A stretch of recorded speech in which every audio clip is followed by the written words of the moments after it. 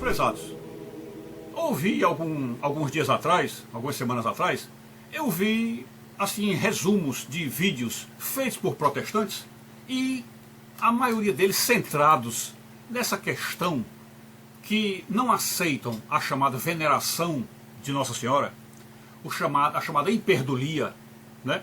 Aliás, a dulia, né? A dulia. Não aceitam a dulia, que seria o culto e veneração, só aceitam a hiperdulia, que é a adoração ao Senhor. Então, esse pessoal, quando fala sobre isso, diz que não poderão tratar Maria, a não ser como uma mera mulher, mesmo que considerem uma mulher muito especial, porque foi a mãe do Salvador, mas ela tem que ser tratada no lugar dela, porque ela não é a Salvadora. Salvador é Jesus. Então não tem que ser tratada de modo especial. Ok? Então, o que é que nós precisamos entender, nesse exato momento, de por que a própria Maria foi eleita por Deus. Ela foi escolhida pelo Senhor para ser a mãe do Salvador, e ao ser escolhida, deu sim a Deus, ela aceitou a missão, né? E acho que o anjo, quando falou para ela, deve ter falado muito mais coisas. Olha, ele deve ter dito assim, olha, você além de parir o Filho de Deus, você vai amamentá-lo, alimentá-lo, educá-lo, né? Levá-lo aos lugares, e, inclusive, será você que vai ordenar a ele o primeiro milagre. Portanto, você vai iniciar a missão dele.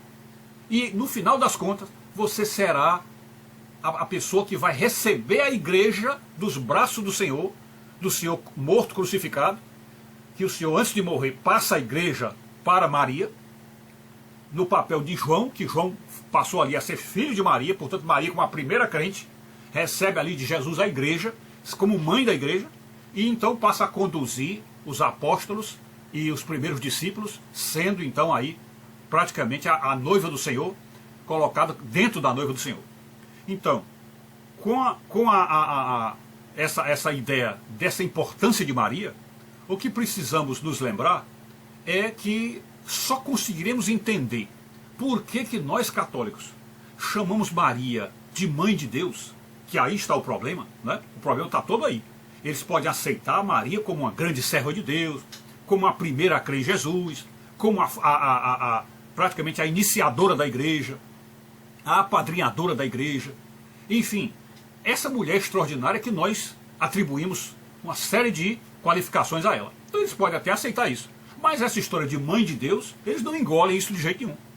E eu vou tentar neste vídeo explicar por que nós entendemos, como entendemos e por que entendemos Maria como Mãe de Deus. Vamos então entrar agora no sentimento de Deus. Vamos tentar ver se nós conseguimos fazer de fato uma empatia com Deus. Vamos entrar no sentimento dele. Como é que seria o sentimento dele? Vamos entrar aqui numa parábola. Eu vou chamar a parábola das formigas. Imagina então que nós, seres humanos, somos Deus. Então vamos colocar assim uma figura do eu humano como Deus. E as formigas seriam a humanidade. Então tem um formigueiro com as várias formigas, aquilo ali é a humanidade. E eu como Deus, ou seja, eu como ser humano como Deus, ao criar as formigas, criei com tanto amor e amo tanto essas formigas, sou tão desmedidamente apaixonado pelas formigas, que quando eu vi que o primeiro casal de formigas caiu, eu fui lá para dar os castigos para o pecado daquele casal, mas imediatamente apontei para o Salvador e já preparei o Salvador das formigas. Isso está lá em Gênesis 3,15. Todo mundo sabe desse versículo, que lá no livro de Gênesis já tem uma profecia sobre a chegada do Salvador, que é Jesus, né? Pois bem, então, a partir daquele ponto, Deus passou, aí no caso, como nós como seres humanos, para entrar dentro da parábola, passamos a estar interessados em ajudar as formigas. E aí, ao longo desses anos, chegou o momento em que, primeiro, mandamos profetas, mandamos Moisés, mandamos profetas, para falar e mostrar o caminho, e nada. Eles chegaram inclusive a matar os profetas, nada. Aí até que chegou o momento que na minha paixão, no meu amor pelas formigas, eu resolvi dizer assim, eu próprio vou me transformar em formiga. Eu mesmo vou entrar. Eu vou entrar porque eu sou apaixonado pelas formigas, eu adoro as formigas, eu quero ficar com elas. E aí, ao conversar com o meu pai, e ele chega e diz, olha, você sabe que para se transformar em formiga, você vai sofrer como as formigas. Vai ser esmagado pelas pessoas, triturado pelos sapatos, pulverizado de venenos, enfim. Você vai sofrer como a formiga sofre. Você topa? E eu dizendo, topo, eu quero entrar porque eu sou apaixonado pelas formigas, eu quero ser uma formiga. E quero salvar as formigas como formiga. E aí então esse pai permite, e eu me transformo na formiga, desço, nasço no útero de uma formiguinha, que seria minha mãe, e então, a partir daí, eu passo a viver aquilo. E então, eu ao entrar na história daquele casal, passei a amar não somente ela, minha mãe, formiga, como meu pai, que é um pai adotivo, ou seja, não foi aquele formigão ali que transou com minha mãe para eu nascer. Eu nasci por uma inseminação artificial de meu pai naquela formiga. Vamos dizer que meu pai é um laboratorista, né? Ele fez a inseminação na formiga e botou lá um gene para que nascesse aquela formiga especial que seria eu, né? Pois bem, aí então, a partir dali, eu não só me apaixonei pela vida das formigas, apaixonei por elas, formigas, pela minha própria mãe, pelo meu pai adotivo, e também pela vida das formigas. Eu passei a amar aquilo, gostar daquilo, eu quis ter um lar, eu quis ter uma toca, eu quis estar dentro do buraco das formigas com elas, eu quis fazer o ninho das formigas, eu quis, enfim, tudo como se eu fosse uma formiga. E aí passei a caminhar com essas pessoas durante 33 anos, fui assassinado e morto como o meu pai me avisou que seria, e depois de 3 dias eu ressuscito como uma formiga especial, uma formiga glorificada, e deixo no meio deles um livro que vai dizer o caminho da salvação.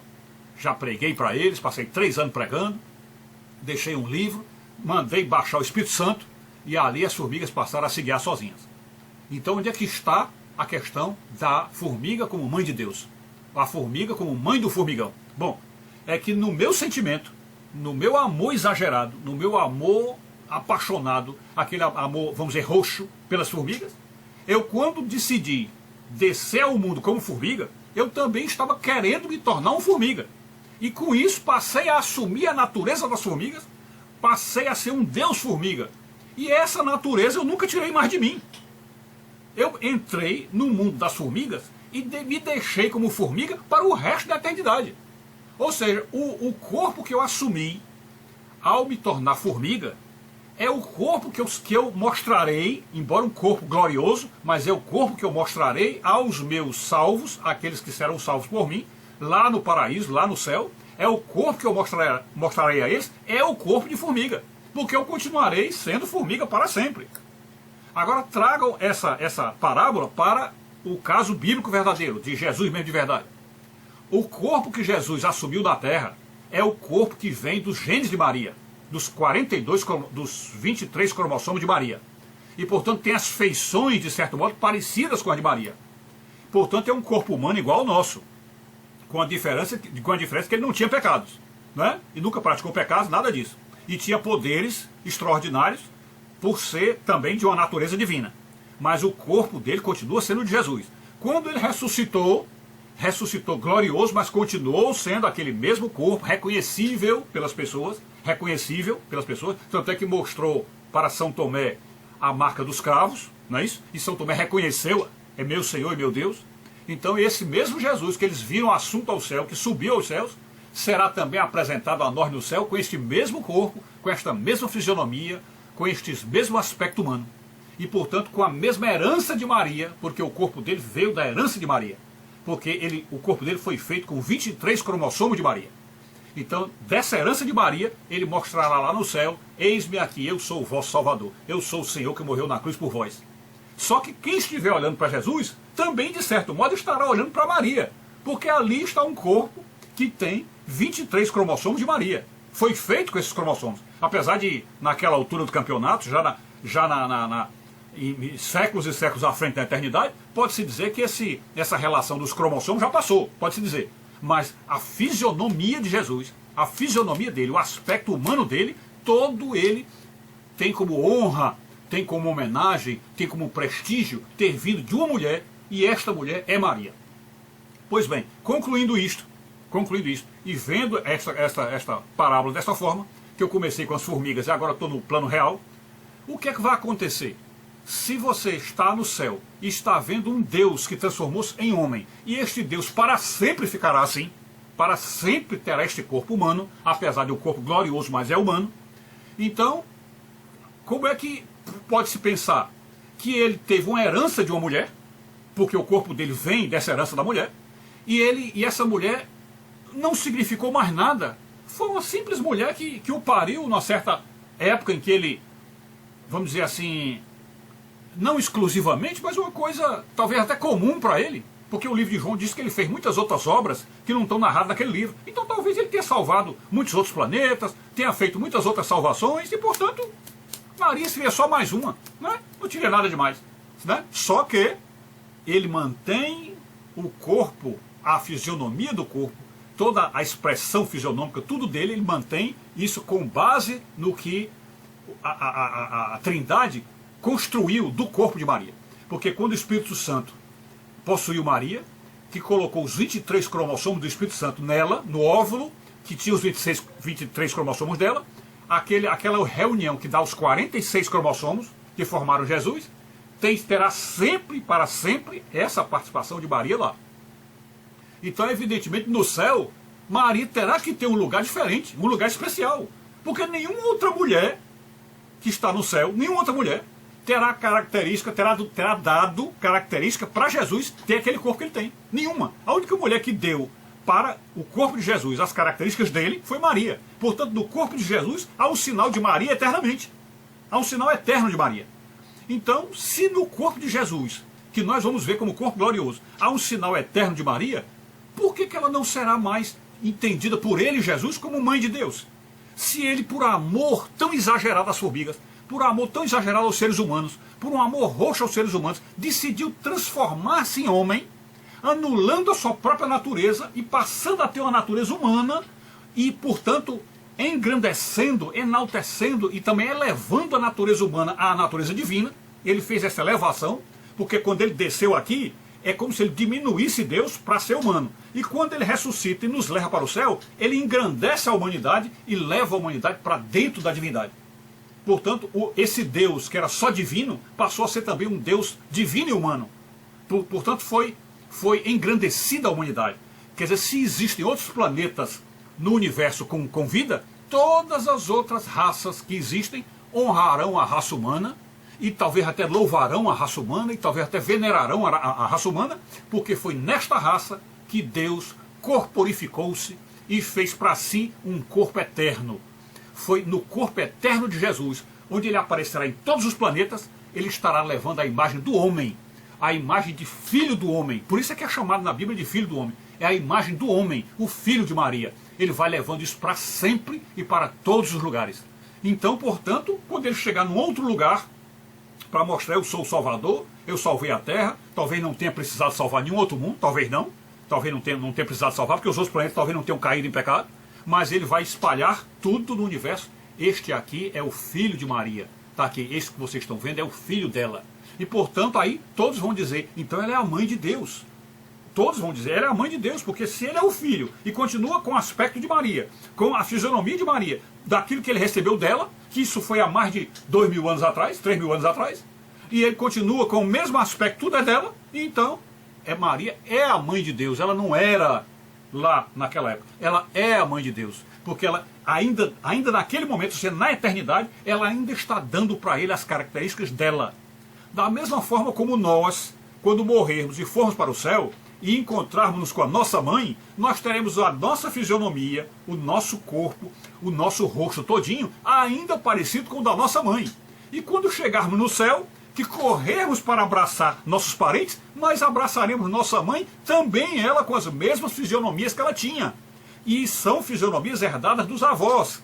Portanto, toda a genealogia da humanidade, toda vamos dizer, a evolução humana, de toda a evolução genética que veio desde Adão e Eva para cá, está toda ela representada no céu. Estão todos lá com o mesmo rosto, a mesma fisionomia, só que todos com corpos gloriosos, mas todos desta forma. Então, assim como eu vou dizer que a dona Marlene é minha mãe eterna, não é isso? Minha mãe já morreu. Quando eu estiver no céu, ela será minha mãe eterna, porque ela nunca deixou de ser minha mãe, nunca. Toda a minha fisionomia, todo o meu rosto, todo o meu corpo, tudo tem os cromossomos da mamãe e também os cromossomos do papai.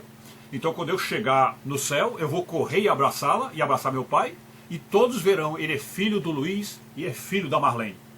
Então, ela é minha mãe no céu e continuará sendo minha mãe eternamente, e meu pai também eternamente meu pai. Porque nunca isso vai desaparecer, nunca vai. Então, se em nós isso vale, como não vale em Jesus? Como não vale em Jesus? Então é óbvio que a mãe dele continuará sendo Maria. Então, se ela sabe que aqui na Terra ela pariu um Deus, né? Ela pariu um Deus, então nada mais justo do que chegar e dizer, ela é a mãe de Deus. Nada mais justo. Claro que com isso nós não estamos dizendo que o Deus Pai, o Deus Criador, teve uma mãe que o fez, não. Porque aí seria uma violência contra a Trindade, seria uma heresia contra a Trindade. A Trindade é o incriado. O incriado é aquele que nunca foi criado. Se um ser nunca foi criado, não tem mãe. Isso aí todo mundo entende, eu acho que os protestantes entendem, os católicos entendem. Um ser que nunca foi criado não tem mãe. Mas Jesus, que é uma parte intrínseca da Trindade e igual à Trindade, esse Jesus foi criado, entre aspas, que chama-se gerado, né? Ele não foi criado, ele foi gerado. Então ele foi gerado no útero de uma mulher e recebeu as características dessa mulher. Então, nesse sentido, dessa geração humana, ele poderá dizer pela eternidade adentro, ela é minha mãe. E se ela é minha mãe e eu sou Deus, ela é mãe de Deus. Ok? Então, não sei se a gente acabou fazendo um vídeo longo, né? Mas se ficou claro para vocês, eu agradeço aí por terem ouvido isso aí. E se tiverem conseguido chegar até aqui, merece um presente, ok? Então fiquem com Deus, saúde e paz, tudo de bom e Maria passa na frente.